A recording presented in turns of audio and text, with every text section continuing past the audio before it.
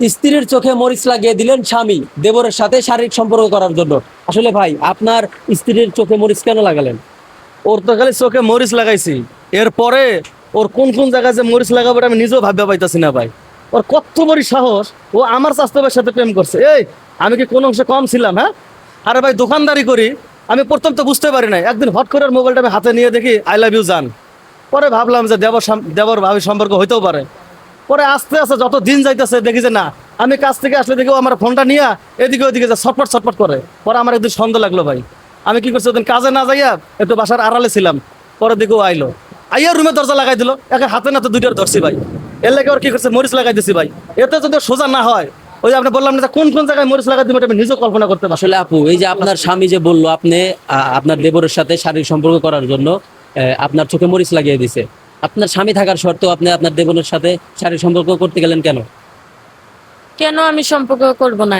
এই যে আমার জামাই আমাকে ঠিক মতো সময় দেয় না, আমাকে কোথাও ঘুরতে নিয়ে যায় না, তাহলে আমি কি করব? ওনার সাথে আমি সম্পর্ক করব না তো কি করব? একটা বউকে তো উচিত সময় দেওয়া, তাকে ঘুরতে নিয়ে যাওয়া। সে তো আমার কোথাও ঘুরতে নেওয়া যায় না, তাহলে আমি সম্পর্ক করব না কি করব? আসলে ভাই, এই যে আপনি উনি মূলত আপনার কি হয়? উনি আমার চাচতল ভাইয়ের বউ, ভাবি হয়। মানে আপনার চাচাতো ভাইয়ের বউ আপনার ভাবি হয়। আপনার ভাবের সঙ্গে যে আপনি শারীরিক সম্পর্ক করলেন, এটার কারণটা কি? আসলে কি, এই যে ভাই মনে করেন সকালে যাইবো, রাত 12টার পরে আইবো। এখন ওই বাড়িতে তাহে আর তেঁতুল দেখলে কার না ভালো লাগে, তেঁতুল তো পাইকার হইছে। ওই আমারে ওই দায়িত্বটা আচ্ছা ভাই, কেন করে আপনি একটু দিছি? উত্তেজিত হবেন না, আপনি একটু দায়িত্বটা বসেন আমি করে এখানে। দিছি, হ্যাঁ? আপনি উত্তেজিত হবেন না, আমরা দেখতেছি। জি বলেন ভাই। তো ওই আমারে 2 দিন ডাকলো, তো আমি ভাবলাম যে কোনো কাজে কামে। পরে অঙ্গভঙ্গি দেখায় মনে করেন আমি তো বিয়ে শাদী করি নাই, আমারও তো ফিজিক্যাল বলতে একটা শব্দ আছে। অঙ্গভঙ্গি দেখায় আমার আস্তে আস্তে দেখাইলো, পরে আমি দেখলাম আমার কাছেও বালাই লাগে। তখন মনে করেন আমি শারীরিক সম্পর্কতে জড়ায় গেছি। আপনার বাসমতে যে আপনার চাচাতো ভাই সময় দেয় না, আপনি তার বউর সাথে সময় দেন, এটাই তো? জি জি। আচ্ছা আন্টি, এই যে আপনার ছেলের বউ তার চাচাতো ভাইয়ের সঙ্গে শারীরিক সম্পর্ক করছে, এই বিষয়টাকে আপনারা আগে জানতেন না?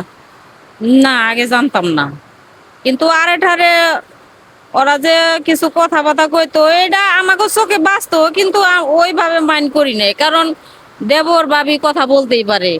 ওরা যে এতটা গভীরে গেছে তা আগে জানতাম না।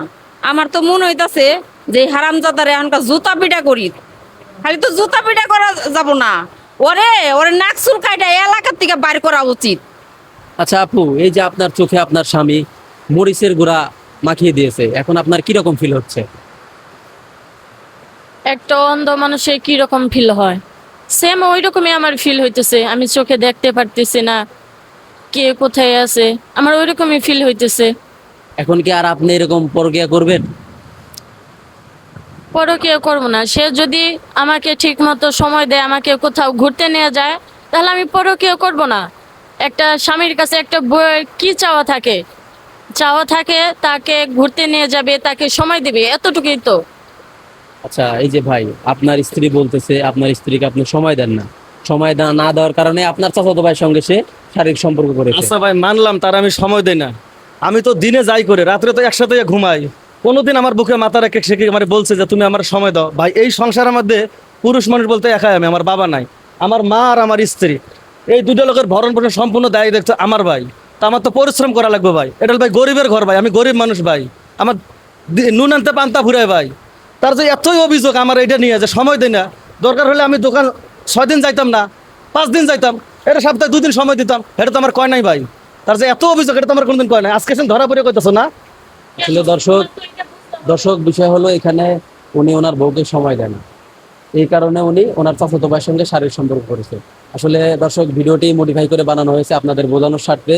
এরকম আপনার যাদের ওয়াইফ আছে, বউ আছে, তারা বউকে যত্ন করুন। আপনারা যেভাবে আপনাদের বউ পরিচালনা করবেন, আপনার বউ ঠিক সেরকমই হবে।